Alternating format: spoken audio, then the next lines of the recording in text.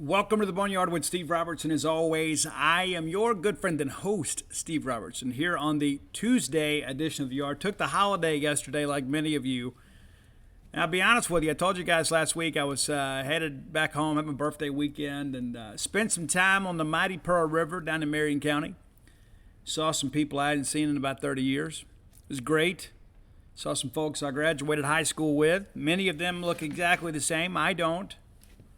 I'm okay. I wear it well. But it was great. It's always good to go back and see people. You know, it's so great to be able to go back and see people that were very important to you at one point in your life, and in some way they still carry some level of importance. Maybe not quite as significant now, but it was good. Now I'll tell you this: I'm not the river rat I used to be. You know, used to I'd go out there and stay all weekend and not feel the impact of it, but. Being out in that sun and all that activity out there, I don't even drink anymore, my goodness. But maybe that helped, right? I don't know. But I tell you this, when I got home to Starkville, Mississippi on Sunday, I was ready to go to bed. So I did. It's crazy, too, you know how life works. I went down there with no plan other than to see my friends. Didn't book a room. Didn't bring my camping gear. Probably should have. Could have camped out on the riverbanks like I used to years ago. Probably in hindsight, that's probably what I should have done, but had a newer friend from my hometown invite me to come stay at their place and slept on the couch, which is always great when you're 6'2", but I appreciated having somewhere nice to lay my head with the air condition blowing. So we had a good time. We did. Got home, and internet connectivity at the Robertson residence is not working. So I got a service guy coming out on Wednesday, so I'll be uploading this show on the hotspot. Thank the world for technology. But all that said, interesting. And so I had to watch the final episode of season 4 of Stranger Things on my telephone, which was 2 hours and 21 minutes. That's quite a chore too. Maybe you guys do it all the time. I'm not. I'm a big screen guy. I like to be able to kind of get it up on the wall or whatever, put it on the projector or whatever, and watch it up there. But I just couldn't not finish the season. And we're going to talk a little bit about Stranger Things. Matter of fact, I'll go ahead and tell you, our top 10 list today, or 10 songs that have been featured in the original series, Stranger Things. And one of the things that I love about Stranger Things, I mean, there's one on the writer, but also, too, the writing is spectacular, but the music, remarkable. If you're unfamiliar with the series, let me encourage you to watch it. Yes, it's a little bit fantastical. It is. It's very entertaining. It's set in the 1980s. The fashion is on point. The music, perfect. Absolutely perfect. And there's one scene in season 4 that I think is one of the more iconic scenes of, modern, maybe streaming media. Pretty impressive. So we're going to talk about that on the show. But yeah, listen, if you're not a Stranger Things fan, maybe you're like, well, Steve, I don't know. It's worth it, man. I'm telling you. I don't highly recommend a lot of series. Breaking Bad is phenomenal. I do like Better Call Saul, but not as much as Breaking Bad, even though they make Jimmy kind of a lovable protagonist in Better Call Saul. But I enjoy those characters. But I really enjoy Stranger Things. I enjoy Sons of Anarchy. I thought it was great. I think Stranger Things, because there is a little bit of a teeny bopper element from my teen years, it kind of brings up these feelings of nostalgia or whatever. I love it. I do. I absolutely love it. And again, it's not a realistic story. I mean, in any way whatsoever. It's not. But in some ways, too, it is kind of reminiscent of like the 1980s, like horror films and that sort of stuff. And it's kind of got a Stephen King element to it where there's this, it's always a good versus evil type thing. And, all this evil comes into our world. It's just kind of like with Children of the Corn. I mean, there's no way that could ever happen, But I think that's the thing. It's kind of the thing about the 80s movies in many respects, which I submit to you, 80s movies, 80s music, I grew up in the best decade. I did. A lot of you people, but Steve, no. Everybody has these feelings maybe about their rearing years, but I feel very blessed and fortunate to have grown up in the 80s. I got to see all the great bands. Many of them I'm getting to see again. Matter of fact, me and Roy headed to see Judas Priest later this year. Excited about that, man. We got tickets the first day. Judas Priest and Queensryche. Can't wait for that show. I've been thinking about going up to Nashville to go see LA Guns. Faster Pussycat, Tom Kiefer. Might do that too. I'm still a metalhead at heart, which is one of the reasons that I love the character Eddie in Stranger Things. He is one of the stars of season 4. And I think the way that thing ends, there are a lot of people today that love Eddie. Pretty crazy. And I won't spend a lot of time on this, but I wrote about it yesterday on Facebook for those of you that followed me on Facebook. You know, the thing about Eddie is Eddie perfectly personifies what it was like to be a metalhead in the 1980s. There were a lot of people in the small town America that were scared of people like me. Now, my hair was not nearly as glorious back then as it is today. I would have given anything in my teenage years to have that mop that Eddie has. But all of that said, Eddie repped our brand pretty well. And I've shared with you guys before, man, it was so great, man, growing up in Mississippi because, we didn't have a lot. It was like, how it was, man. It's like they'd have the big thing at the water park when you're a kid. And there's a live band, and it's like, somebody's uncle's bluegrass band. And I'm sure there are people that enjoy that sort of stuff. Oh, let's do arts and crafts. It was the same stuff all the time. But when we had a chance to go to Jackson or go to Biloxi or go to Hattiesburg, and some of you for Tupelo, and then you had a chance to go to those record shops, man. That's where your friends were. And if you didn't have a lot of friends with you, you made friends while you were there. I cannot tell you how many people I met at Bebop Record Shop in Jackson, Mississippi. I guess there were 3 locations. I used to go to the one there in Highland Village pretty regularly. And, of course, there was the one over by Metro Center. Went there, too. That was a bigger one. You could get concert tickets there first. Well, they print them right there for you. It was cool. But you walk in there, and all of a sudden, there's some dude from MR or some dude from Canton or whatever, got on a denim jacket, might have had like an Armored Saint patch on it. All of a sudden you look around and it's like, hey man, have you heard this? And you're trying to make a decision because most of us cut grass to buy music back then. That's what we lived for. We'd cut our neighbors' yards to be able to fund our concert ticket purchases and our records. We'd buy cassettes. In late in my teen years, we bought CDs, which was remarkable at the time. But we lived on cassettes, man. It was about $10. You go cut somebody's yard, and you already think in your head, okay, I got to go cut so-and-so's yard because the new Rat album is coming out this week. I got to go get that. And then we had MTV that was constantly kind of pumping this music to us. We're like, man, I got to get this. I got to get that. But I would go to Bebop Record Shop, and it's like, it's a big decision, man. Do I buy the new Bullet Boys or do I get Winger? There'd always be that guy that had already heard it all. He had that big, treasure trove of cassettes in his car. He'd walk out there to his Mustang 5.0. He'd pop in a tape and let you hear a little bit of an album, and you go back, yeah, I think I'm going to get this one. And it didn't matter that we were complete strangers, man. We were part of a movement, man. It's who we were. It's what we did. And so when Eddie hit the scene on Stranger Things, I'm like, and these are my people. They were. Grew up going to, small Mississippi church and that sort of stuff. And, back in those days, people wanted to burn records and all this talk about, we burned Kiss's Destroyer album and all these colors and all this kind of stuff. And we saw a ghost come from it. And then those things became the stuff of legend. It began to spread around. And then all of a sudden people are like, there's demonic influence in these records and demons have attached themselves to these cassettes. And if they're in your home and you're going to hell. Wasn't true. That's what we did. And so the more that people kind of rallied against our music, the more we bonded together and became a community. As I wrote yesterday, we were a denim jacketed army. And when you saw one another, you understood. Because we all knew what we were going through. Just to listen to our music, the music that represented us and our character. And that we wanted something a little bit more than small town Mississippi. Didn't mean that anything was wrong with those who did. We were just different. So Eddie is a champion, and I want to thank the Duffer Brothers for the great job they did.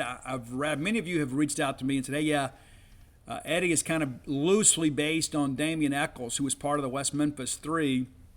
And Damien's a guy that had some problems too, but he and 2 of his friends were arrested and imprisoned for murders they didn't commit. Johnny Depp and many other people got involved to kind of bring awareness to the case. But basically, these were just metalheads that experimented a little bit with some of the things they read about, learned about, heard about, and they became convenient villains. And so I've been told that Eddie is loosely based on Damien Eccles, who was considered the leader of the West Memphis 3. But at his core, the guy was just a metalhead. So metalheads unite. I know many of you today are bald-headed. You got a pop belly, whatever, man. I know you still got those rock fingers. You can still stick those horns up. Put on some Ronnie James Dio. And remember, time in life was a little more simple. And the biggest decision we had to make is what place we were going to eat in the food court at the mall. And we dreamed of days like this, man. We did. We dreamed of the days like, hey, when I'm growing up and I got my own money, man, I'm going to go see Motley Crue every chance I get. I'm going to get that IROC Z, be cruising down by the reservoir, my radio playing way too loud. But these are the days we dreamed of. Some of you gave up on that. I'm still a defender of the faith. But I, again, really appreciated being able to see that and see Eddie. And, this one segment, there's one part in the show when, I want no spoilers here, but there's one minor detail I kind of laughed. And I felt it, man. It's like, the music's a big part of the show, and like that's part of their way that they kind of like ward off evil. Is like their favorite song kind of pulls them out of the upside down or whatever. And so like this high school girl was like going through Eddie's music trying to find something, and he's going through all these tapes, and he's, what are you looking for? I'm looking for Madonna or whoever or Prince or whatever. I'm looking for music. And he's like, this is music, and he grabs Iron Maiden's Peace of Mind cassette. And when he did, and the look of conviction on his face, I was like, that is my dude right there. So be sure and watch Stranger Things if you haven't. I think you'll enjoy that. But again, to a nice trip down memory lane. And for those of you that know, chances are we might have met at Bebop Record Shop. And maybe I talked you into buying maybe a cassette or CD at some point. And maybe you influenced me to buy one. And maybe we all shared a moment at the Coliseum, raising our fists to the gods of rock. Great times. Great times. Let's thank our friends at Bulldog Burger Company. Man, I love Bulldog Burger Company too. Not as much as I love Motley Crue, but I love Bulldog Burger Company. It is a great place to eat, a great place to work. My nephew Dan worked there. He loved it. He was there basically his whole time he was at Mississippi State. He worked there. He told me, man, great people, man. I had a great boss, a great opportunity there. He also put on a few pounds while he was there. Yeah. You're going to eat good at Bulldog Burger Company, I'm going to tell you that. A lot of places out there cutting back on portions, keeping the price the same, and in some cases can maybe adding some prices to you. Maybe get some hidden charges in there. Not our friends at Bulldog Burger Company. Still doing the great job. Great food at a great price and a great atmosphere. Run by a great company. 3 great locations to serve you: University Drive in Stark Vegas, Gloucester Street there in Tupelo, and then the newest one, Lake Harbor Drive in the Ridgeland Flowood area. Be sure and go check them out. Have the spring rolls as your appetizer. They will make you and everybody around you better looking. That is in writing. And if the world has taught us anything, if things are in writing, they're true. They're true. And this is true. Get that chocolate shake to go. You'll be glad you did. While you're there, maybe you don't say, Steve, I don't feel like a hamburger today. You can have that great BLT salad. I like it grilled. You may like it fried. But either way, it is fantastic. I have never finished it. That's how generous the portion is. Be sure and go check them out today. Bulldog Burger Company, the place for people go to meet. MEAT. All right, many of you over the course of the last handful of days have contacted me. You may recall former Ole Miss recruiting analyst Brennan Chapman is on Twitter. Had said some negative things about Mississippi State before. He's an Ole Miss rebel through and through. I'm not in any way going to judging him. We're just two guys that are on opposite sides of the rivalry, see a lot of things differently. But he tweeted out some things about Deion Smith, and there is some truth to some of what he's saying. Not all the facts are there. I've talked to a few people too, just because I'm so intrigued by this, and not because of it's Deion Smith, who I like a lot. Deion Smith's an incredible player. And, he went to LSU, and so. But I wanted to talk about some things that I have learned, kind of about this situation that are not just specific to Deion. I'm not going to get into personal finance and that kind of stuff. I'm not. But it's a problem that I see with the transfer portal process. And I think it's important for us to talk about this because I think the Deion Smith situation, because again, I think Brennan has some of the facts. And he and I have actually been in contact because I think he and I see it the same way in many respects. Maybe the details may be a little bit different, but I think we see that this is maybe a downside to the portal and probably something that the transfer portal windows, if we establish those, could prevent. That makes sense. So again, I've done some digging around, and again, I'm not going to sit here and tell you I know everything about Deion's specific situation. I hope whatever is going on, he gets it worked out. But here's basically what I've been told. And Deion's not alone in this. There are other players around the country kind of dealing with something similar, but the fact that there's a guy that's a former Mississippi State commitment, a guy that played in our home state, I think because there is maybe some interest ultimately in his college destination, maybe it'll mean a little more to you, because you know who this player is. Of course, he signed with LSU. So there is this, and we've talked about it on the show before, but there is this kind of untalked about issue with the portal. And there are a lot of issues, but this is one that makes it more personal, like for players. So if and when a player goes into the NCAA transfer portal, once they go in, the school with which they have signed or they attend is no longer required to facilitate or administer any financial aid. All right, we got that? So you go in, you want to transfer, they don't have to pay your tuition, they don't have to pay for your books, they don't have to pay for your room and board. And so for some people, they're getting down to the end. Let's say for an example, and again, I've been told Deion is kind of in this boat, okay? So he goes in the portal and all of a sudden they cut the aid off and you get to the end of the year and you got a bill. And so in order to facilitate a transfer, and again, I don't know if this is absolutely correct, but you're kind of trading some notes with Brendan. I think there's probably some line of thinking along this, this inconsistency, I guess, with some things, is if there is a hold, there's like a financial hold, they won't release your transcript.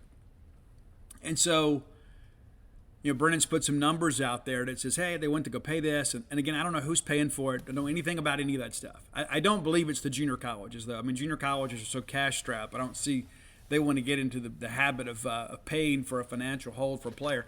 Yeah, maybe they will. I don't know. I don't think that's going to be the case. But basically, if you had these transfer windows in that open up at the end of the semester, it would alleviate all of this. All right, because let's just, again, we're making a little bit of an assumption here. Deion Smith signs a scholarship, goes to LSU.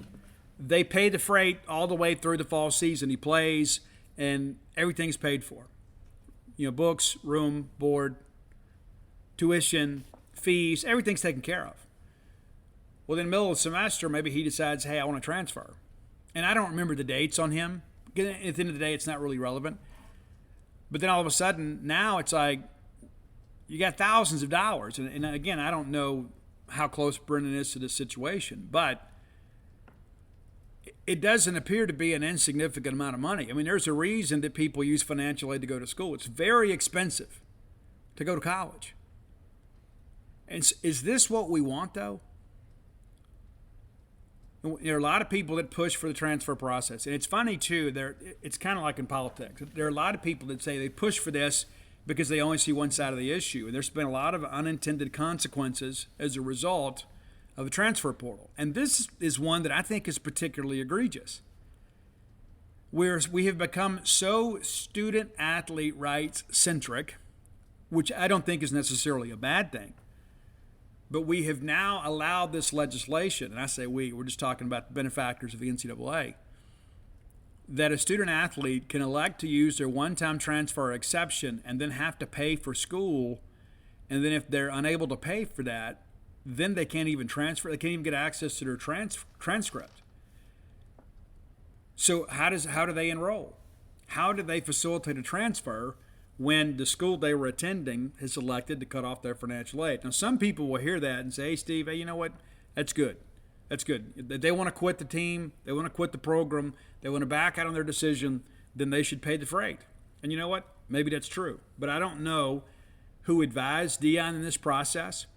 But that's probably something that should have been cleared up before that. And again, I'm assuming that this is all correct, right? I mean, again, it's really, in some respects, it's a hypothetical, kind of loosely based on some things that have been shared on social media. So again, Deion may have his situation completely resolved. But it begins a dialogue and a conversation about something that could be very, very detrimental to student athletes. Now, some would say, hey, Steve, you play stupid games, you win stupid prizes. You learn a very valuable and expensive lesson about life. There are consequences for your decision. I just think if we're going to do all these things to protect student athletes, put in all these safeguards, this is probably something that needs to change. And again, if you had the transfer window that began at the end of the semester, then you wouldn't have this issue. Now, one of the things that I was told when this first began is Mississippi State was going to continue at least academic aid. They were going to make sure that people, when they transfer, would be able to leave in good academic standing. They're going to be able to go attend classes and things like that, not going to have a bunch of WPs or WFs, anything like that. That the facilities would be off limits. And I don't even know if that's really the case, but I think when guys have transferred in the past that they've been able to stay in school, but they have not been able to, had the full run of the facilities, can't go work out and things like that. And so they have to use a local gym. They have to pay for that. So that makes some sense to me. But I just begin to think, what does this do? What kind of message does this send if this is true? And again, this is not just specific to Deion Smith. And in no way am I being judgmental of Deion. I hope the best for Deion. I really do. But when this thing hit social media, people were like, hey, is this true? And initially I thought, God, there's no way. But yes, way, Ted. Yes, there is a way. And it's not just limited to this one student athlete. It's something that's happening around the country. And so other people, like their parents, are having to go, hey, we got to go borrow some money, whatever. We got to find a way to pay for all this so they can go on. And this is a situation here where, if I understand correctly, based on what I was told today, Deion plans to go to East Mississippi and then kind of re-enter, the recruiting cycle pool. He'll go in East Mississippi, play this fall, and then sign with somebody else in January. Could be Ole Miss. I don't know who it's going to be. But it has not been a smooth process, it appears. And so, again, I just ask, is this really what we want? And how do we fix it? There are some people out there that say, yeah, Steve, there should be consequences. But what if it's a situation, because we don't know everything that went on with Deion Smith and LSU. I mean, what if it's a situation where a player or a student athlete, male, female, whoever, has been mistreated? What if there are things about their situation that are not available for public purview, and they shouldn't be? What if there's a situation like in women's sports? We've heard about these nightmare stories associated with like Michigan State. What if you have a student athlete that's been mistreated and they're just like, I can't do this anymore. I can't do it. I've got to leave here, for my own safety, for my own mental health, for my own sanity. I've got to get out of here. And so they're in a negative situation, and so they elect a transfer, and then all of a sudden we hit them with a five-figure bill. I almost said five-finger death punch, but it's like, hey, you've been through this negative situation, and we know you got to transfer. Hey, before you go and before we send your transcripts to your new school, can you have your parents write us a check for $10,000?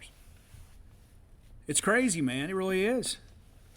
And I think this is something that maybe on its face made a lot of sense when they rolled out transfer legislation. I don't know that it makes sense now. I really don't. I mean, you're still going to have to pay everybody, right? And so then the issue becomes, how does this young person protect their eligibility? And so, like, say for an example, like when I grew up in South Mississippi, I mean, when I was a kid living with my grandparents, we were as broke as the Ten Commandments. And then when my mom got remarried, things got a lot better. But, we weren't affluent by any stretch. We were basically, lower to middle class. We were able to take vacations, and we had cable TV, and, my mom and stepdad had new vehicles. And, for the most part, we were not in any way underprivileged. We weren't overprivileged either. But all that said, it's like, I wouldn't have been able to facilitate all this, on my own, without them. And so if we have somebody that is broke and can't pay this, and all of a sudden maybe somebody else steps up and says, hey, I'll loan you guys this money or I'll pay it. Well, then all of a sudden, does that become an impermissible benefit? I would suggest that it probably does. And so there is this labyrinth of issues associated with this that can be fixed very, very quickly. It can be. I think this instituting of transfer windows at the end of a semester, that way everybody gets done with class, everybody's done, transcripts are clean, But the way this is happening, I think is probably wrong. I think most of you would likely agree. This is wrong. I mean, it's a principles of 4 personality issue. I know some people would say, hey, well, he may be going to Ole Miss. Okay, well, forget that for a second. Because there will come a time when there may be a player that's wanting to come to Mississippi State. And so if this isn't corrected, we're going to be dealing with this issue down the road. I think it's an important thing to talk about. Now, we're not change makers by any stretch of the imagination, but I think having a dialogue keeps this stuff relevant. And all of a sudden, people begin to kind of pay attention to it. There are other people that say, you know what, hey, serves the kid right, he shouldn't have quit. He should have waited the end of the semester. But you know what that does? It puts them at a competitive disadvantage as a recruit. It does. That's one of the things that people have fought for, is like, hey, we want them to be able to transfer and be able to announce their transfer, that they're going in the portal as quickly as they can so they have plenty of time to go through the secondary recruiting process. And so now, if you're going to do this, if you're basically going to hold a lot of these kids financially hostage, well, now all of a sudden they just say, well, I'm not going to wait and announce. I'm going to stay on financial aid. Then as soon as I take finals, then I'll go in the portal. So at least I don't have to leave with this big debt or have to pay, for schooling. And again, some would say, you know what, Steve, that's just kind of part of life. And you know what, there's some truth in that. But this is a situation that has been made by the adults.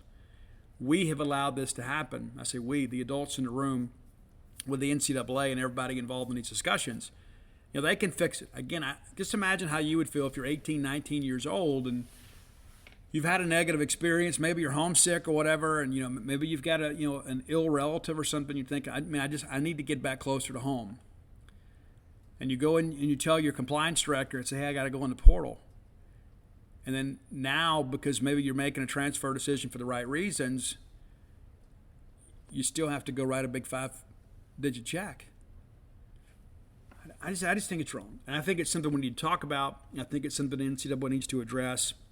I'm not going to belabor the point too long here, but just because of the fact this is a player of some relevance in the state of Mississippi, very, very talented football player.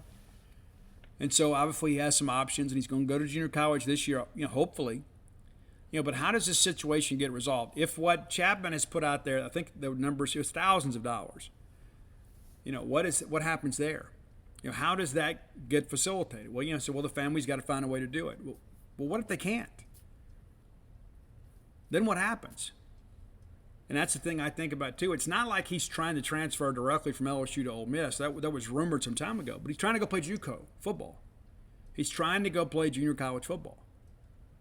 He's going down a couple levels just to, get on the football field, further his education, and then this is what, again, we're kind of rumored to be dealing with. I just don't know that I can support that. And again, there's so many people too. It's like when a guy quits or a lady quits, you begin to think, well, they're a quitter. They deserve whatever they get. And, sometimes I think we forget their kids. What if it was your kid? And what if you didn't have the financial wherewithal to be able to pay for that? I mean, many parents, have to kind of go into debt to ensure that your students can go to college. These people have been blessed with the talent and the skill to be able to get their education paid for. And you can say, you know what, hey, Steve, I had to pay for 5 years for my kid, and it's not going to hurt this family to pay for a semester. Maybe so. I just think it opens up some cracks for some very talented players that could fall through if they don't have the ability to pay for all this. And again, there are a lot of schools out there that are, hey, we're going to allow everybody to remain on aid until they finish out the semester, and then they'll move on to their next institution. But I think this could be something that could potentially be litigated, sooner rather than later. Of course, the rules are the rules, right? And I don't know if a lot of these rules were in place when Deion Smith signed with LSU, but but the reality of it is that a lot of things have changed. College athletics have changed a lot in the last 2 years, and so this is just something that I think a lot of maybe the casual fan hadn't paid attention to. And again, Brendan and I have been in contact. I reached out to him after I talked to a couple people, and I'm like, I don't know how true it is, but if this is true on its face, it's very unfortunate. And we may disagree, and it's okay. But this is a student athlete out here from our home state, and I think when you get down to the brass tacks of the whole thing, it kind of becomes a cautionary tale.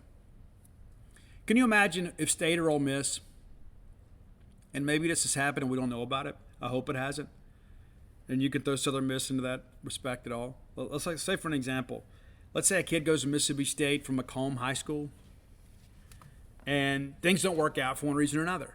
And he elects to transfer, and then State cuts off his financial aid, and then maybe he wants to transfer to Southern Miss or Jackson State, and he's unable to do that, and because he has to go pay this huge bill. Do you think the coaches at Macomb High School are going to bring their kids to our 7-on-7 camp again? I would say probably not. Do you think the coach at Macomb High School is going to be a friend of Mississippi State? Maybe Brian Kelly's thinking, you know what, we're never going to sign a kid from Provine High School again, so we don't really care. But we're going to send a very stern message to the rest of our roster that, hey, if you leave, you're going to pay the freight. And maybe that's an important lesson to learn. I just don't know if Mississippi State or Ole Miss or Southern Miss could really do that with an in-state kid. Because I think you're the one that wears that. I think it's important to understand, too. It's like, this is supposed to be about the betterment of the student athlete. There's a bigger thing here than one athlete, in my mind. I think the message is, all of a sudden, hey, well, look at LSU. I mean, do you think there's anybody right now in the state of Mississippi that is looking at a situation with LSU and there's not another recruiter from another school saying, hey, look at what LSU's doing to Deion Smith? If you get down there, all of a sudden they're going to cut your financial aid off if you decide to leave. And then when you get ready to transfer, they're going to give you this bill, give your mom this bill. How's that going to help recruiting? It's a big thing. It's complicated. It's a very complicated issue. I think it's one worth talking about.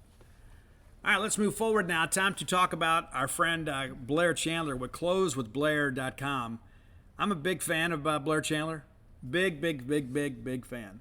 Blair's a guy to get things done, right? I mean, I kind of fashion myself as a mover and a shaker myself. And Blair's a guy that gets things done. And listen, anytime that you've been in any industry for 20-plus years, you're getting things done. 21 years in a very competitive industry like the mortgage lending industry. This guy's been through the wars, and he will hold your hand through that process. He will guide you through it because he has done it all and seen it all. And I'm going to encourage you right now, visit him at closewithblair.com. That's C-L-O-S-E with Blair, B-L-A-I-R.com. And check out what he can do for you when it comes to mortgage lending. I'm going to give you his personal cell number, too. It's 601-500-2344. 601-500-2344. You can say, you know what, Steve? I've tried in the past. I got declined. I just can't get my hopes up again. Let Blair look at you. Give him an opportunity. Because I'm telling you, this guy's in the top 1% close ratio in the country 2 years running. If he can't get your loan closed, chances are it can't be done. But he's a bit of a magic man, too. Again, that's closewithblair.com. Whether you're looking to refi, looking to buy a house, get a secondary mortgage, whatever you want to do, consolidate some debt, get some cash out, do some home improvements, he can help you with every bit of it. Get your equity working with you, for you, at closewithblair.com. All right, we didn't waste a lot of time when it came to kind of unveiling what the top 10 list is going to be about. So if you're unfamiliar, you can Google or you can search on Apple Music or Spotify for Stranger Things playlist, and they have like the soundtrack of all 4 seasons. And again, it's spectacular. Now, one of the songs that made our list is not really one of my favorites, but it's really kind of come into popularity again. It is probably more popular today than it was when it was released in the 80s, because I'm going to tell you the truth, it really wasn't that popular, which tells me it was probably the favorite of one of the producers, and so they kind of wanted to squeeze it in. It would be like me, too. Like if I'm, scoring this movie or whatever, and I go out there and put the Sea Hags on the soundtrack, and you'll be like, I've never heard this before. Is this new? No, it's not new. It's not new. It's not new to me. It's new to you. Maybe we'd have some Tora Tora on there, maybe some Shock Paris, some Bang Tango, and you'd be like, man, this is incredible music, Steve. Why didn't I listen to this? Well, I can't really explain that. Maybe you were listening to Power 108 too much when they had their power pack of Debbie Gibson, Tiffany, and New Kids on the Block. I wasn't listening to that. I was listening to WRNO, music that rocked. All right, but here are your top 10 songs from the 4 seasons of Stranger Things. And this is going to be a great list. Now, it's not all rock. Number 10, one of my favorite dance groups, Matter of fact, they wrote and recorded one of my favorite dance songs of all time. You guys only knew their singles on MTV. I was much deeper in the catalog and a lot deeper in the jug. But it's Dead or Alive's You Spin Me Right Round Like a Record, Baby. Right round, round. Great, great song. It's been a legendary song. It's been covered many times. Even Flo Rida took a spin on it. But again, nothing's true to the original. Listen to Pete Burns and the guys Dead or Alive. Number 9, and I put this one a little bit lower because we're going to go with the Stranger Things remix that was part of the trailer for season 4. We're going with Journey's Separate Ways. It's like a 3-minute kind of muted and industrial type sounding. And I wanted to put it on the list because a lot of people are like, hey, I hope they release it. They have released it. They released it a couple months ago. So I wanted you guys to have the ability to add that to your playlist. Number 8, and the song that has become very, very popular. They're even playing it on Sirius XM Octane now. It's Kate Bush's Running Up the Hill, A Deal with God, which was is Max's favorite song. And that's kind of become a little bit of, in the undercurrent, kind of become the theme song of the show. So I didn't want to ignore that, even though it's not one of my favorites. It is done exceptionally well. Number 7, we're going true to the rock. We're bringing in some Nuno Betancourt with Extreme. This song came to prominence as part of the Bill and Ted Excellent Adventure soundtrack, but it's Extreme's Play With Me. That I'm going to tell you, Extreme's catalog is really, really good, especially those first 2 albums. The self-titled album and then Porno Graffiti, Extreme 2, phenomenal. Number 6, probably should have this one higher up on the list. I didn't like how they utilized it as much in the show, and that skewed me a little bit. But we have this song on these lists pretty regularly. It's Kiss's Detroit Rock City. Number 5, with Motley, it's Home Sweet Home. I didn't get a chance to see Motley on this tour yet. I had tickets. We've had them for 2 years. Me and the homie Sam were going to Atlanta. Sam had to go without me. I'm still unhappy about that. Even though, I've seen the videos, events, and they're not great. Still my guys. Number 4, I thought the use of this song, you have to go back a couple seasons, but the use of this song was really, really good. It's Romantics Talking in Your Sleep, because you tell me that you love me. You tell me that you need me. I know that I'm right because I hear it in the night. Night, night, night. All right, number 3, it's Foreigner's Cold as Ice. Great song, fits the season really well. I remember when they started playing it, I was like, this is near perfect. Number 2, The Scorps with Rock You Like a Hurricane. Rock just works when there's chaotic scenes in movies. Rock works. Let's be honest. You can't put on Debbie Gibson when there's a tornado coming across the Great Plains, when there's a fight, when there's a wreck, when hell's coming down. There's got to be a guitar playing, man. It just goes together. But number 1, one of the great scenes in this generation when it comes to cinematography is the scene with our buddy Eddie playing Master of Puppets just before the great battle to end season 4. And there's Eddie up on top of the trailer, and he's playing his guitar. It is phenomenal. Even Jake Mangum said yesterday, one of my favorite scenes in a movie or a show ever. So my hope is that we're going to make America metal again, and that my hope is like the number 1 trending song on Apple Music in the next couple days is going to be Master of Puppets, which would be a step in the right direction for this country, because we need to make America metal again. And we need it. And Ani says it best. He says, we've got to make metal part of American popular culture again. So get it on TikTok, whatever you got to do. There's so many people nowadays. The music industry is so watered down. I get so sick and tired of all these very, very average voices going viral on TikTok. It's so stupid.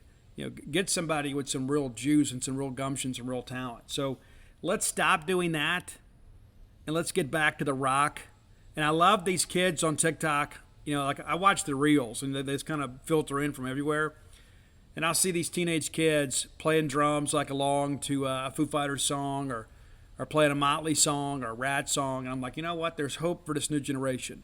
There's hope. It's time to rock again, America. And I hope the stadium tour with Motley and Def Leppard and Poison and Joan Jett and others kind of reminds people what it's like to put your fist in the air to the gods of rock. So thanks again to closeatblair.com for sponsoring Top 10 Lists. If you have an idea for the Top 10 list, reach out and let us know. We might just use it on our show. We'll give you credit if we can remember your name. So send it along. A lot of people have your Twitter handle is like not your name. And so if I don't know your name, I can't give you credit. And if you don't want credit, that's cool. But if you want credit, send your name. Roy will pass that along to me. We'll give you credit on the show for whatever that's worth. Reach out to Roy on Twitter at Dogmatic. That's DAWGMATIC67. He's also available on Spotify. You can follow all these great lists with Roy on Spotify. And if you don't have Spotify, you can still view them and say, you know what, this is pretty cool. And there's apps out there that allow you to convert a Spotify list to an Apple Music list too. How about that? Let me remind you, as always, go to primeshrimp.com to fill your shrimp needs. They have been in the shrimping business, man, since the 1940s. They knew everything about it. Came up with this revolutionary way to pill shrimp to make it easier to kind of mass produce that stuff. The quality, incredible. If you haven't tried it yet, you're missing out. Let me encourage you, go to primeshrimp.com. Use promo code Boneyard to save $20 on your first order. 4 great flavors to choose from. I like them all. You may have a favorite. Mine is that French Quarter Alfredo because I like being able to kind of drop that on a bed of fettuccine noodles and have some shrimp fettuccine. Very filling meal. Maybe you don't want all those carbs. Maybe you want to have them on a salad. Get the Simply Seasoned or perhaps a Louisiana shrimp bowl. You'll be glad you did. Again, that's primeshrimp.com, promo code Boneyard. Check it out today. Again, you'll be glad you did. All right, next segment of the show brought to you by your friends at Campus Bookmart. I love Campus Bookmart. You will too. If you haven't been to Campus Bookmart, you're missing out. Visit them on the backside of campus. See their lovely and talented faces. Always a smile when you walk in. They'll treat you like family because in their minds you are family. If you can't make it to town, visit them on the World Wide Web at campusbookmart.net. And by being a loyal Boneyard listener, we'll save you a little money. Promo code BSR, which stands for Beautiful Steve Robertson. That gets you free shipping on all orders over $50. Any order less than $50, absolutely incomplete. I'll be by there later this week to go check out the new bully shop, and I'll report back to you guys. Let you know how it looks. Maybe I can get over there tomorrow before we record the show. How about that? You didn't know? Yeah, we're going to have a show tomorrow too. Courtesy to fine folks at campusbookmart.net. Okay, let's look at some baseball stuff. We've had some activity in the portal. Picked up a couple new commitments to kind of bring you up to date on the old transfer thread. You've had Landon Gartman, pitcher from Memphis, announced for state. Outfielder Colton Ledbetter from Sanford. Right-handed pitcher Nate Dome from Ball State. Middle infielder Amani Larry from UNO.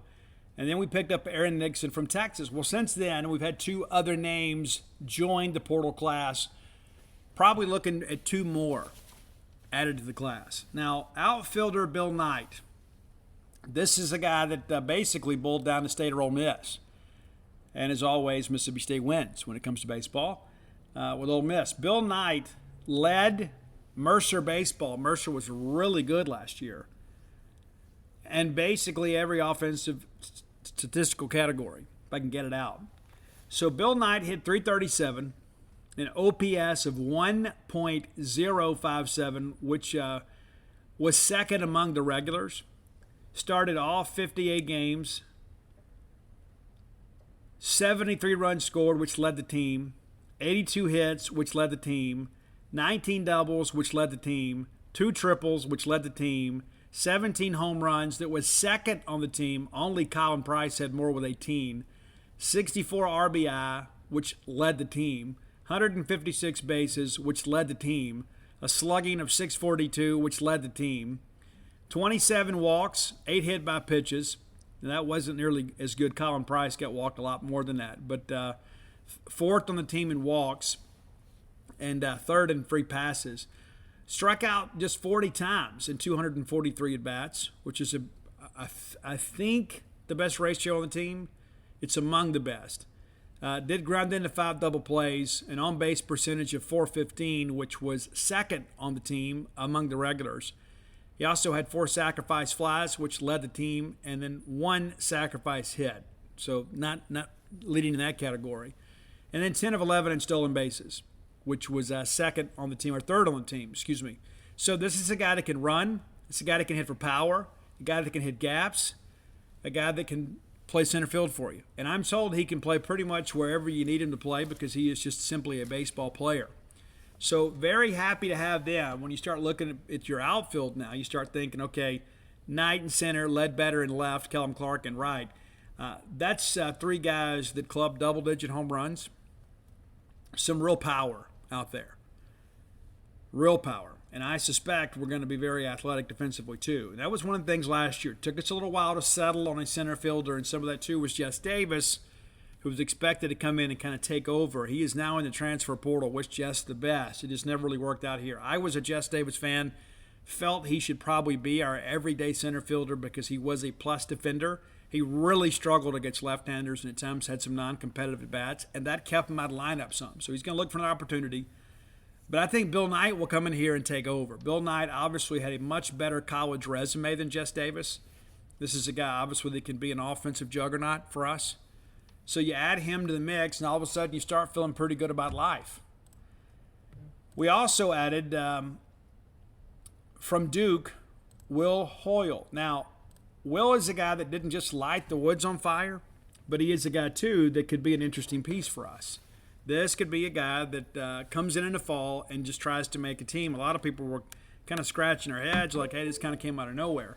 Well, there are a lot of guys that joined the program that come try to make the team, and he's going to be one of those guys. And so, we'll see how things go. Statistically, not necessarily a guy that's really lit the woods on fire, but played at second base, another middle infielder, brings some competition there. He only hit .201, 4 doubles, 4 home runs, 17 RBIs. Did have 12 stolen bases, on the year. So he's a grad student. We'll see how things kind of progress with him. But, I don't believe this is a scholarship situation against a walk-on guy trying to make the team. But, not a guy that really put the ball in play. I guess he maxed out his batting average kind of early in the year, around 255, and then kind of stayed around 200, around the Mendoza line, as they say. But again, played in 50 games. Had 164 ABs and got 26 runs scored. And so again, just another guy kind of trying to make the team. And when you've got guys of this caliber, guys with that kind of experience making your team, that can make a real difference. He is a career .206 hitter on the college level. His best year was 2020, the abbreviated year. He had .265. But 339 college at-bats under his belt, 98 starts, 140 games played. The guy's seen a lot of college baseball. Had 70 college hits, 13 doubles, 3 triples, 8 home runs. Just you look at his numbers in comparison, to tonight. There's not really much of a comparison. But this is a guy too. You're bringing him in. Maybe he's a defensive replay later in the ball game. He had a .966 fielding percentage, 6 errors last year, 112 assists, and 75 putouts. But guy that ran the bases pretty well. Does he come in? Does he come in and become part of this deal where he is a pinch runner late? I don't know. I don't know what his goals are other than the fact that he is just trying to find a way to help this team win. And so we're going to have some guys that are walk-ons on this team that we're going to be counting on, and perhaps he's one of them.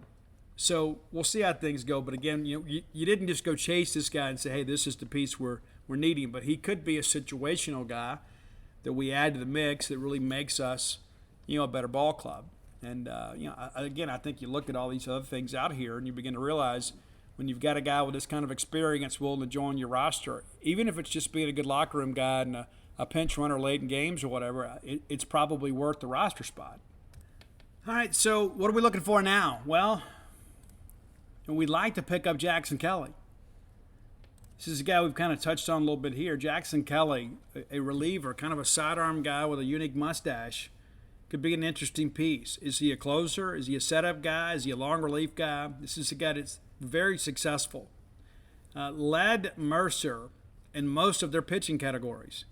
1.35 ERA. Man, isn't that just like music to the Bulldog ears?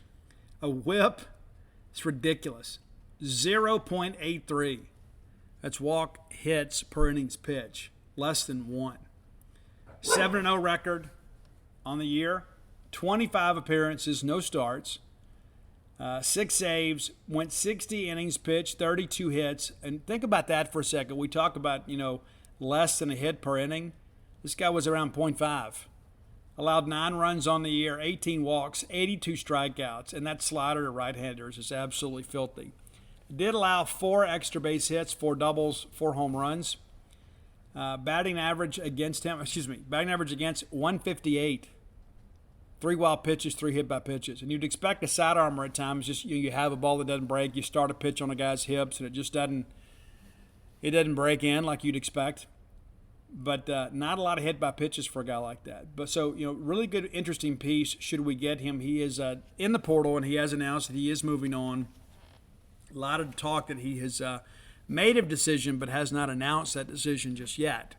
So, again, you start looking at that, you start realizing, okay, we've got a chance here to kind of put some things together and start feeling so good about, what is to come. I mean, if we had 2 seasoned relievers this year, you'd probably win 10 extra games. It's not to say that State would have won an AFL championship or got to Omaha, but you wouldn't have missed out on Hoover. You wouldn't have missed out on an NCAA regional. You probably don't lose to Missouri again. Those are things you begin to look at. And so these moves that Chris Lemonis and the staff are making in the portal season right now are very significant. I'll remind you, too, we have the number 7 recruiting class in the country coming in. Some of those guys are junior college players, not a lot of them, mostly high school players. And so it's not like we're abandoning our recruiting footprint. We're just trying to find some stopgap guys who can come in here and help kind of right the ship while these guys develop in hopes of getting back to Omaha next year. And I like what we're doing. And I've shared before, now that we have picked up Bill Knight, I give us an A-. I think we were a B+ before that. Now, all of a sudden, you add Jackson Kelly and perhaps Paul Skeens, you're looking at an A+. And I've said it on the genespage.com message boards, and some people have tried to challenge me, and I'm more than happy to die on this hill. If State adds Jackson Kelly and Paul Skeens, even if we don't get anything else, they're in the discussion for potentially the best transfer portal class in the country. And said, but Steve, LSU's got this. We've beat that horse to death, right? That class may look a lot different come signing day, after the draft, report day. Some of your Bulldogs, some of your younger Bulldogs, the newcomers are enrolling for class today. They'll be here for the second session of summer school. Now, that does not prevent them from being drafted. But getting them here, I think, is part of that decision-making process. While they're negotiating with teams, rather than kind of sitting home and wondering what college life would be like, they're going to be here with their teammates, working out, enjoying some nightlife, enjoying being one of the guys kind of beginning their college baseball careers. And I think that's an important part of this. I think it's smart of the staff to push to get these guys to campus. It's like, hey, we expect you to be here. We'd love for you to be here in summer school and have the chance to kind of work out with your team. So if you elect to play college baseball, you've got the benefit of these summer workouts. And we're a program, too, that needs an influx of talent. But we also need some guys to get some reps. And we've got a lot of guys coming in that have a lot of college baseball experience under their belt. And so I think you begin to look at this and say, you know what, this is a Mississippi State roster that has been flipped. I think the lineup is going to be good. I think we all probably look at that and say, you know what, if these guys are anywhere close to as good as they were, then we're going to be really good, 1 through 9. And you start running these things down, you begin to kind of realize, too, that, competition makes everybody better. So you bring in these guys and you make the best guys compete, the cream rises to the top. But we need arms, and we're getting them. And I suspect we're done position players now. I think the last additions of this portal class will be arms. Would love to be able to find a left-handed matchup guy. There's just not a lot of them out there. Just not. People were talking earlier. Ole Miss just went out and took a Division II kid, left-hander. And he may come in and be, phenomenal. But I think that really kind of speaks more to the fact there's not a lot of great left-handers just out there in the portal from the Division I level. And we really need that guy to come in like a Zach Neff and kind of chew up some left-handers and kind of move the game along late. When you need to get 9 outs and you got to face maybe 2 or 3 left-handers in a row, you bring in that guy, kind of a situational guy, and he gets you 2 outs and really just kind of moves the game along and you win the game. Lefty-lefty matchup is the greatest in all of college baseball. That's where the pitcher is really at an advantage because you don't see a lot of left-handers. And even left-handed hitters grow up facing mostly right-handed hitters. But that slider away from the left-hander is one of the toughest pitches in all of baseball. Just is. Lefty-lefty matchup, having to hit a slider, a guy that can throw for a strike. All of a sudden he changes the grip a little bit and it kind of sweeps away from you. It's almost impossible to lay off that pitch. And so we'd like to have that guy. Is that guy out there? I know that Chris Ramones and Scott Foxhall and Kyle Cheesebro and Jay Gautreaux have combed the portal and searched the world over. And now that July 1st has passed, we know without a doubt who's in, who's out. Now you can kind of figure this thing out. But can you find that guy? I don't know. But I believe if all you do is add Jackson Kelly and Paul Smesco, and I say only do that. I mean, those are 2 very significant pieces. These are 2 of the best pitchers remaining in the portal. And there's a bunch of guys out there. But we don't need a guy just to get a guy. We got a bunch of guys coming in. But we need some guys this year that make us a better baseball team immediately. And I believe these guys can do that. And I think they're guys, too, that a lot of people are chasing. And I know that R.J. Yeager and Bill Knight are working on Jackson Kelly to kind of influence him to come here. And so we hope to have some comments from Bill Knight in the days ahead, kind of why he chose Mississippi State. And again, he visited both Mississippi State and Ole Miss. Not sure where else he visited. But I think having R.J. Yeager here, it really helped, kind of turn the tide in many respects. And, so you beat those guys head-to-head on a guy they really wanted. I think that's an important development, too. But I like what we have done. I said all along we need to kind of take our time with this, and our fans didn't need to kind of get out of our skis too much and get too invested in what everybody else was doing. And we'll recap things, later in the month of kind of how the SEC portal is kind of landed. But I think it's important for us to understand, our immediate needs are more important than what anybody else does. That's where the conversation should always be, is what Mississippi State needs to do to get better, not what Auburn or Alabama or even Ole Miss and LSU are doing. It's what are we doing to improve our standing. It's one of those things, too, in coaching. You always want to be adding to the top and taking away from the bottom. Well, I think we're doing that. I don't think there's any question. Now, I touched on this on the show, and again, I've got no evidence to back this up. This is just my personal opinion based on some observations. I think this time last year, and of course, we're back home getting ready for the celebration, I think the nostalgia of winning an AFL championship and having so many of those pieces come back, I think that's one of the reasons that we weren't more aggressive in the portal last year. We felt like we've got a good enough team to get back to Omaha. Of course, we ended up getting some injuries.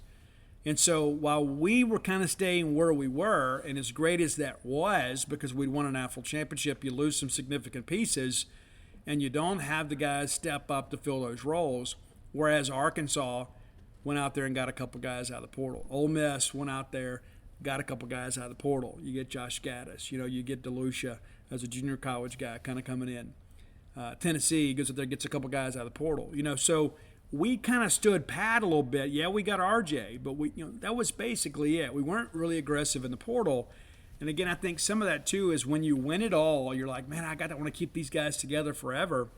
And sometimes I think it clouds your judgment a little bit. Now, I'm not going to sit here and tell you I wouldn't have done the same thing, because I probably would have. And you begin to think about it. Hey, I'm bringing Cam James back at third, and Cam had his best year in a uniform last year. That gets undersold at times, but Cameron James had his best year as a Bulldog last year. Moved around a little bit, played some in the outfield, but by and large a third baseman. Lane Forsythe had his best year in the uniform. Now, offensively, he really had nowhere to go but up. But he did it. Was he 270 hitter? I mean, the guy really made a difference. But again, a lot of that came later. You bring R.J. Yeager in, who was our best player of the year. There's no question about it. Luke Hancock, a guy that was a double-digit home run guy. You bring him back, was he have 7 this year? So Luke kind of took a step back a little bit. And maybe that's got something to do with the fact that he didn't have Tanner Allen and Rowdy Jordan getting on base in front of him. Brad Cumbus, his best year in a uniform. And then we had this revolving door in center field. Kellum Clark in his 2 years had his best year. LT took a step back a little bit. And so you look around and you say, man, we had some guys have career years. Yeah, positionally. Then you look at what we did or didn't do on the mound, and you can see why we need to go out and get so many arms, whether they be through the traditional recruiting methods or through the transfer portal. And so, was it the right decision to kind of sit pat?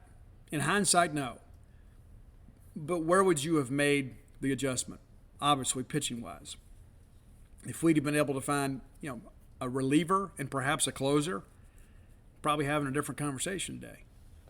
I think the lesson learned there is that every single year you probably got to go out there and get a piece or two from the portal. And I've had so many high school coaches tell me, basically we're having to see a lot of kids go to junior college that ordinarily wouldn't do it. And then upward mobility from junior college is not what it once was because of the portal. Because would you rather have a guy that played junior college baseball last year or a guy, whether he played significant reps or not, from a Division I program? Well, chances are, more times than not, you're going to go get that guy that's got Division I experience, especially if it's from a Power 5 type program. And if you look at what we've done, too, we've got a lot of G5 guys. Of course, Nixon's from Texas, so you feel really good about him, as a guy that can come in. The guy's pitched in Omaha before, so he's not going to be the least bit, shall we say, reluctant to toe the rubber at Duty Noble Field. But the lessons learned last year are kind of reaping benefits and dividends for us now. And again, I like what we're doing. We just got to finish now. We're in really good shape. We just got to finish. And Paul Skeens makes a Team USA roster, so that's one of those things too that he will ride that out, and that's going to go late into the month. Then he's supposed to take another visit, I think, to Arkansas, and then make a decision. So that's probably going to be August before we know anything. And a lot of people are like, Steve, when are we going to know something on Skeens? It's because we're eager. But you need to just kind of gear up for the long haul. You need to understand this is likely not going to be a situation that is settled for a few more weeks. Now, the Jackson Kelly thing could happen at any moment. Matter of fact, it could have happened while I'm recording the show. But we feel good about that too. And so need to get it done. Is there anybody else out there larking? Not really sure. I mean, we weren't really aware of what was going to happen with Will Hull. That kind of came out of nowhere. We're out there looking at these guys and, kind of working sources and trying to find some things out. And Lamonis and those guys kind of snuck one by us. But, again, that's a guy, too, that could be an interesting piece, as you begin to kind of put together a late-inning strategy. And who knows, too, he may show up here, and who knows, a change of scenery may be good for him. But I'm a firm believer when a guy's played 3 to 4 years of college baseball at the Power 5 level and he's hitting around 200, the chances of him all of a sudden figuring it out, pretty slim. Probably will be a guy that'll still probably hover around 200. It's not like, he played at, the School of the Mines. I mean, he played at Duke, and they have been a good baseball program. Not a great one, but a good one. He's played in the ACC. It's the second best conference in the country. And so now all of a sudden you're going to jump to the SEC. I mean, you wouldn't expect those numbers to get better because you're facing better pitching. So that's kind of where you stand with that. But, again, like what we're doing, just kind of got to finish up here. All right, final segment of the show brought to you by our friends at Portico. Portico, I've told you guys before, if I was moving to Starkville, it's where I'd move right now. There wouldn't be any question about it.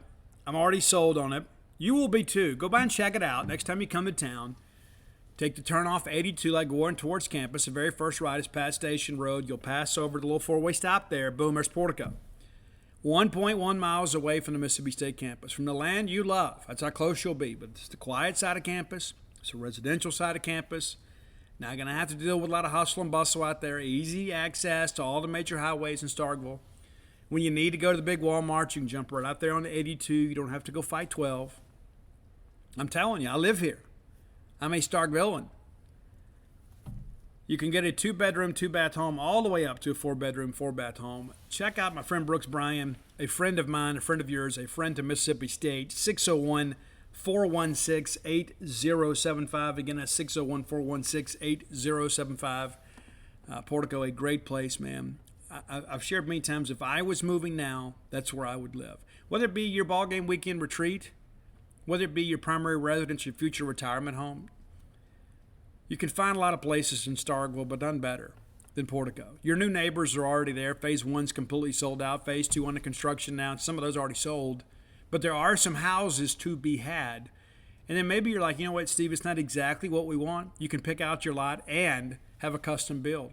Have some say in what those housing plans are. So again, check them out today. Make Portico your next move.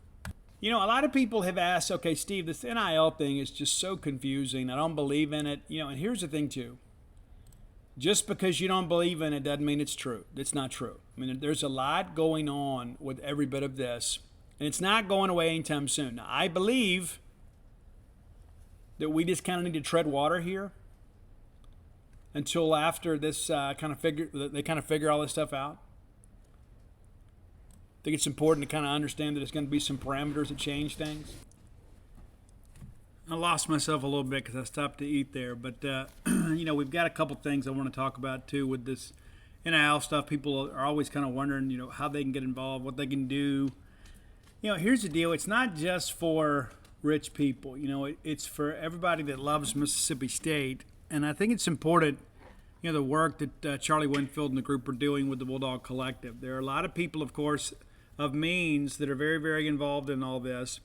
That doesn't mean that you're forgotten. You know, your contribution is not insignificant, no matter what the denominator is. And so I'm going to encourage you to listen to some of this I'm about to share with you. I had asked Charlie to make a post over genespage.com just to kind of let us know how things are going. So I wanted to kind of read that to you, and it's not especially lengthy, but I think it is very important. Charlie is a very, very intelligent person, and I'm very comfortable having Charlie on that wall for us. Guy's not making any money doing this. I mean, if anything, it's been probably a bit of an encumbrance to his life and his own law practice. But we need our best and brightest out here working for the advancement of Mississippi State sports. And so I want to share this with you, and then we're going to talk some recruiting stuff. But Charlie says, good morning. As promised, I wanted to provide an update on where things stand with the Bulldog Initiative. First, we've had a very good week, having received several large individual contributions and highly significant commitments from business participants. These join a number of key commitments we've already received over the past 2 months. Response to our video conference with Starkville area businesses last week has also been quite positive, and we are currently working with several companies to help them use NIL opportunities to promote their businesses. Their participation might or might not run through us ultimately, but that does not matter to us. We will help everyone involved, anyone get involved, whether they are working directly with athletes or through working with us. Second, we are in what I hope are the final phases of testing on our web-based donor platform. This is where you come in. That will allow individuals to set up an account where they can contribute monthly, quarterly, or yearly from as little as $5 per month. I expect this to be rolled out next week. That's this week. If you would like to participate in the interim, you can contribute to the Bulldog Initiative, LLC, P.O. Box 1653, Starkville, Mississippi 39760, or by Venmo at the Bulldog Initiative. Otherwise, I will update here as soon as we go live. Right or wrong, we have been focusing on securing some larger contributions, but it is time, and some may say past time, to engage on the grassroots level. Third, we are continuing to enter agreements with student athletes. There will be more to come on that front later, but I have really enjoyed the interactions with them as we work to create some content and promote MSU and the area. Every single one of them has taken seriously the obligation to represent MSU athletics and the community in a positive light. Lastly, I apologize for falling behind on responding to comments or questions on the board. Quick summary of what I would have said. Whatever fan base frustrations I might have expressed on my own podcast about where we stand as compared to some of the mega deals we hear about, I should not have let that detract from the fact that things are moving in a very good direction, and our contributors have already made a difference by their participation. We certainly need more, but there are some who would trade places as well. My wife is a math teacher, and she likes to tell her students to show your work. It is frustrating because I cannot always do that in this arena. Not just yet, at least.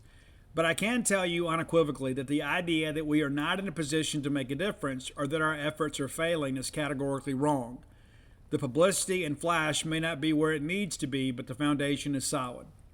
I need a few days to focus on getting this website, portal, and some other big issues pushed over the goal line. So I might not be terribly active here. In the meantime, please feel free to email me at cwinfield@bulldog.ms. I'll be happy to talk on the phone, have Zoom calls, etc. to answer any questions. And if I cannot make time to do that this week, I will devote whatever time is needed this weekend to get to doing it. That was last week's update. And so I share that because a lot of people have just kind of said, you know what, hey, Steve, I would like to be involved. I just don't know how to get involved. I don't understand the legalities behind all of this. And so I will tell you with a full endorsement that this is being done the right way. This is not a situation, where you're like, hey, well, I want to be involved in all this, but I don't want to ultimately end up in a NCAA case where I've done something improper. That's why it's important to have like a third party as a buffer. Somebody that maybe you contribute to the collective, and then they in turn find a way to find a partner with you to showcase your business. And there are many other of you that don't have a business, and you're just thinking, hey, I want to contribute somehow. So again, the Bulldog Initiative, LLC, P.O. Box 1653, Starkville, Mississippi, 39760, or Venmo at the Bulldog Initiative. Now you can decide yourself how your funds are utilized. You can say, you know what, hey, I want this to go to football. I want this to go to baseball. Or maybe you don't have those type of inclinations. Maybe you're like, hey, I just want to be involved. And there's a lot of people out there kind of competing for your dollar. A lot of people.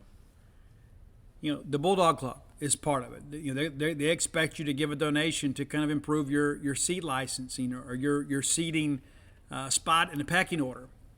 Of course, you buy season tickets. There are other people, too, that perhaps aren't season ticket holders and perhaps don't contribute to the Bulldog Club, and I suggest maybe you should. But the reality of it is that no matter how small your contribution may be, it is appreciated, it is needed, and in many respects, it is coveted by the people that are in charge on it. So a lot of people say, well, Steve, I wonder, if I give my money, how do I know this is going to be used properly? I can just tell you that Charlie Winfield is a man of character. And the people that are involved in the Bulldog Initiative are looking out for the best interests of Mississippi State. So that's how you can get involved. And I think it's an important aspect, too. Again, you can set up recurring donations. You can make a one-time donation. And there are some people that say, you know what, Steve, I don't make a lot of money, but I can give $20 a month. I don't make a lot of money, but I can give $1,000 a month.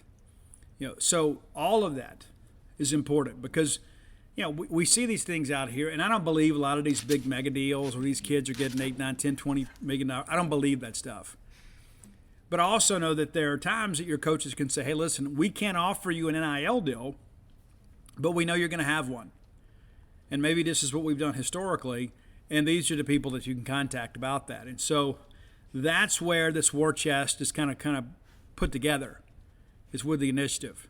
Lamonis is not sitting down with a guy saying, hey, we're going to be able to give you $15,000. And I'll share with you, too, some of the conversations that I've had.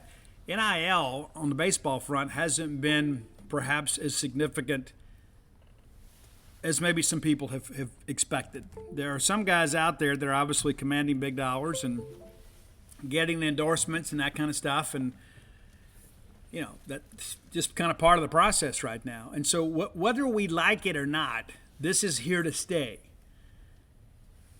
There will be some changes, and we have to maybe tread water until those changes come into effect. But rather than kind of sit on our hands and kind of hope for the best, you've got some people out there that are very intelligent and very talented or are doing something.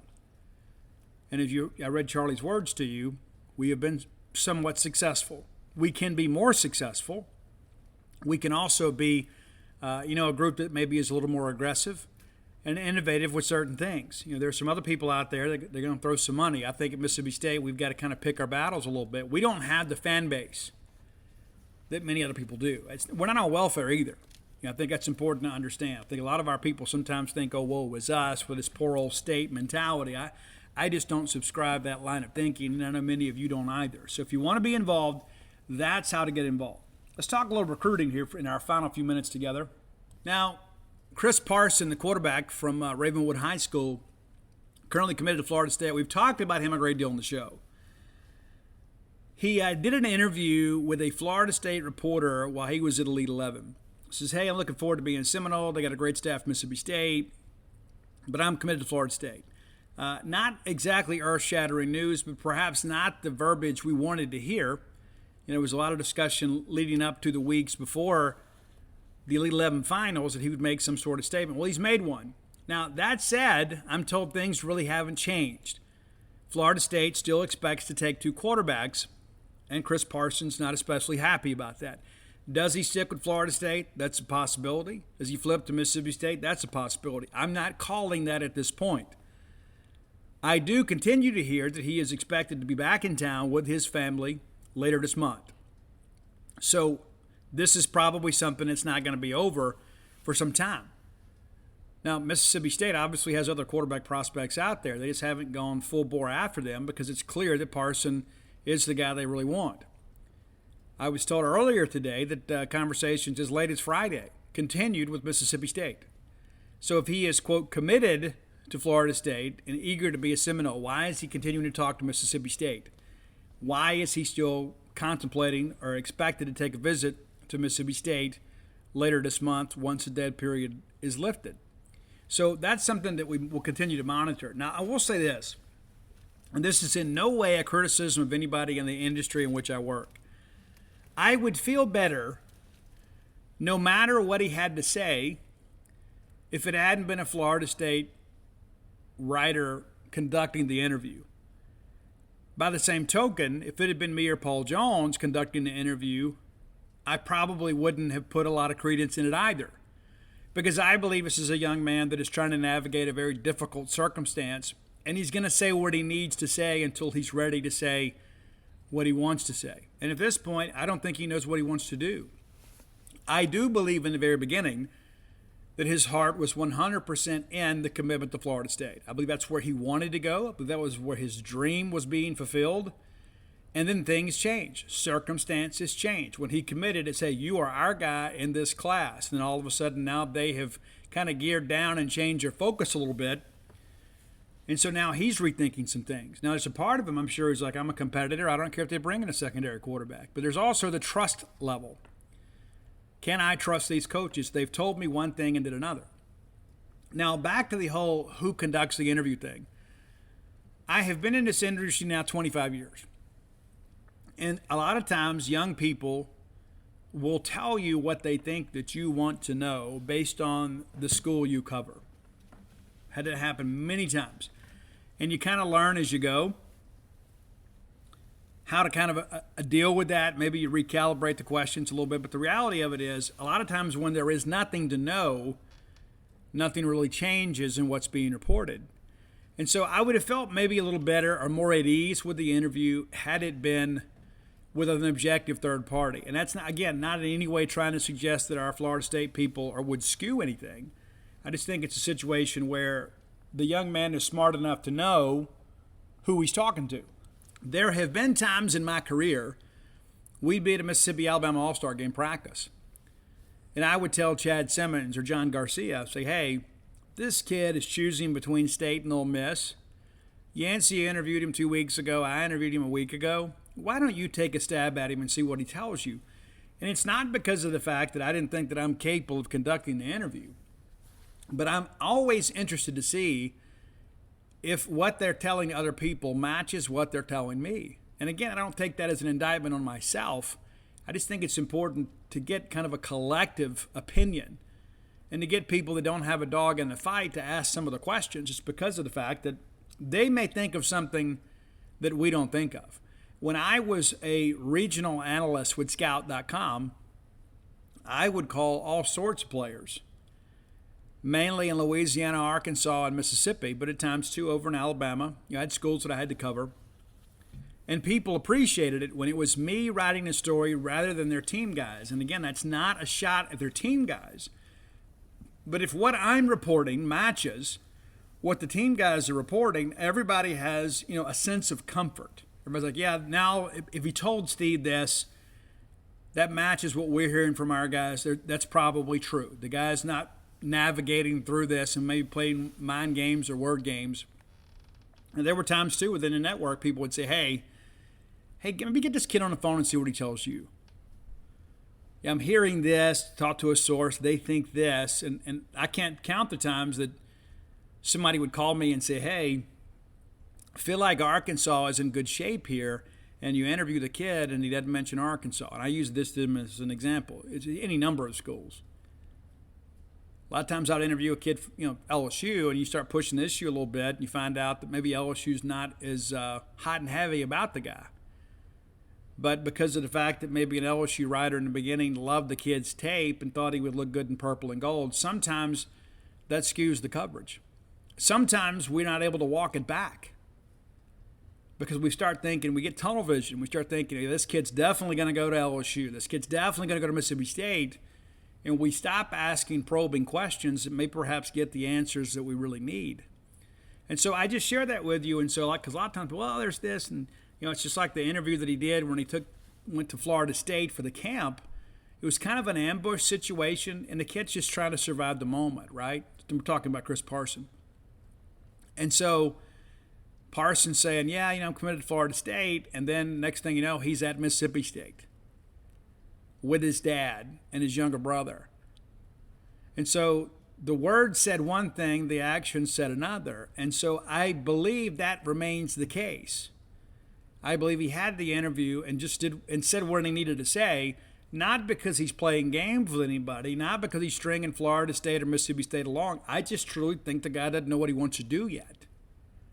I think ideally what he'd love is for Mike Norvell to call him and say, hey, Chris, let's just get this thing over with. You're our guy. We're not going to take another quarterback. If that conversation happened, I believe all this drama is completely removed, and Mississippi State goes on and signs a different quarterback. I don't think there's any question. I think ideally, if he had the deal that he made initially, then he wouldn't be talking to other programs. And there was talk that he may go visit Cal while he was out there. He canceled that visit. He did go to SMU. But that was mainly to kind of reconnect with some friends. I don't think SMU is a real contender. I think he's going to go to Florida State or Mississippi State. So, possibility he shows up at the Top Dog camp at the end of the month. That's going to be a big event. That's going to be a pretty big deal. Do we pick up a bunch of commitments? I don't know about that. I think there may be some commitments that day. I don't think it's going to be like it was back in 15 or, we go get 8, 9 kids committed. They'll have the little SummerSlam kickoff deal where they have the cookout and families come in. We had that last year. Be a lot of the priority targets there. Then we'll have the camp. It'll be a little different format than maybe we've had it sometimes. But that's going to be a pretty significant day for Mississippi State. And I think, too, there's some guys out there that, going to be Bulldogs sooner rather than later. I think there's some guys that maybe we need to see again.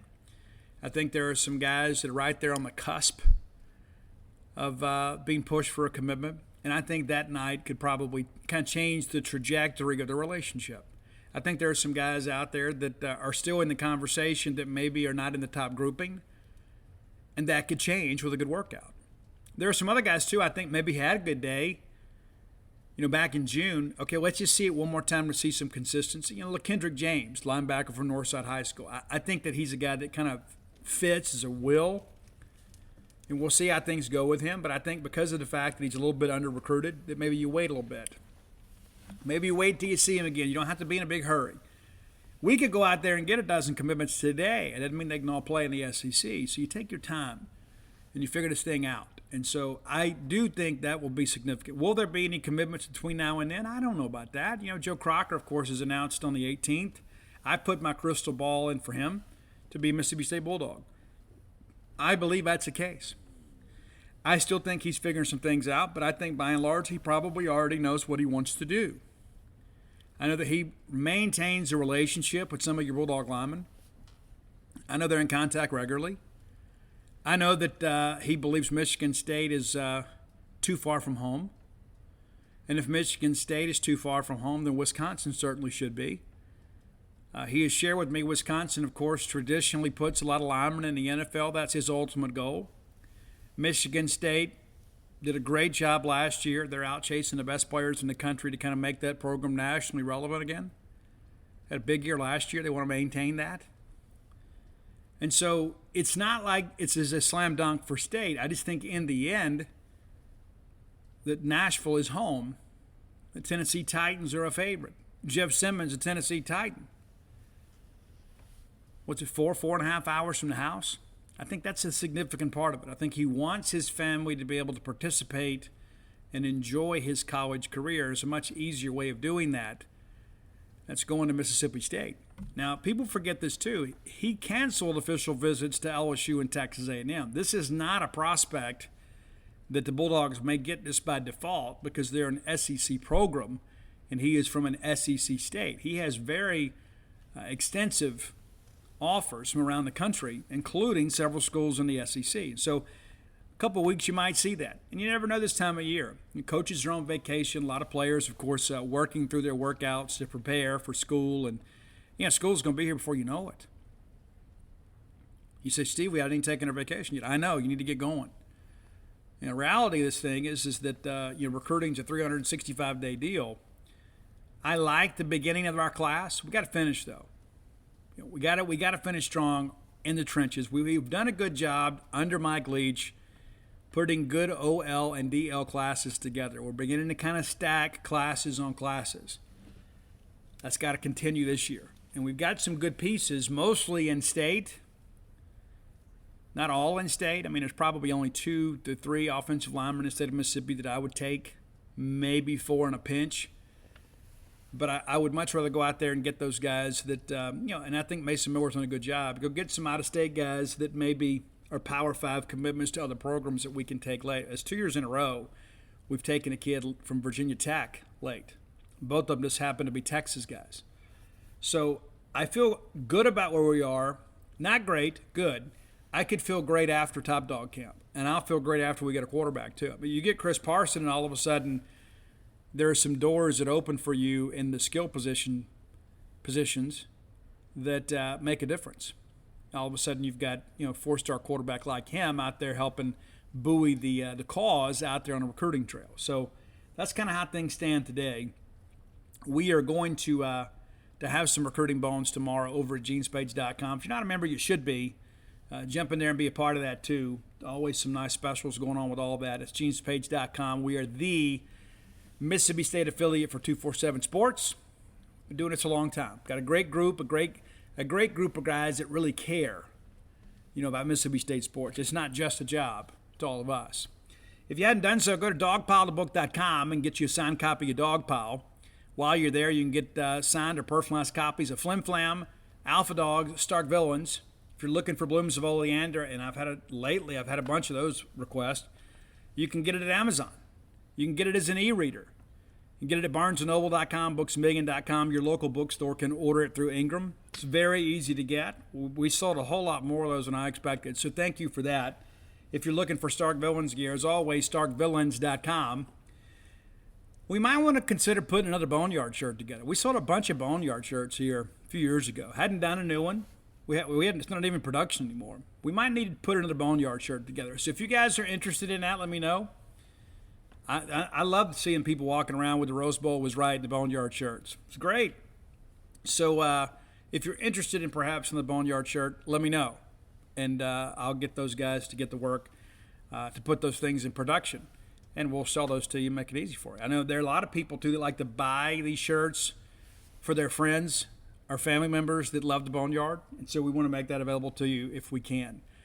All right, as always, listen, let's have a great week. I'll be back tomorrow. I have to think of some cool things to talk about. Pretty soon we got to start our SEC team previews. Yeah, we'll be doing 3 of those a week. There are 14 teams in the conference. You start putting that thing together, man, over a 5-week period. It's almost time. SEC Media Day is coming up. It's always kind of like the kickoff of college football season. We kind of work through our days in the sun and in the Redneck Riviera. Next thing you know, it's media days are here, and we can't wait for the season to start. So we look forward to kind of previewing those teams for you. I'm excited about it. I'm eager for fall camp reports, not just ours, but everybody else's. That's going to do it for today. See you guys tomorrow. Until then, have a great night. And may everybody around you that loves you tell you they love you. But until then, let's all live our lives in a way we make more friends than enemies, and people can see a difference in the way we live. Watch Stranger Things.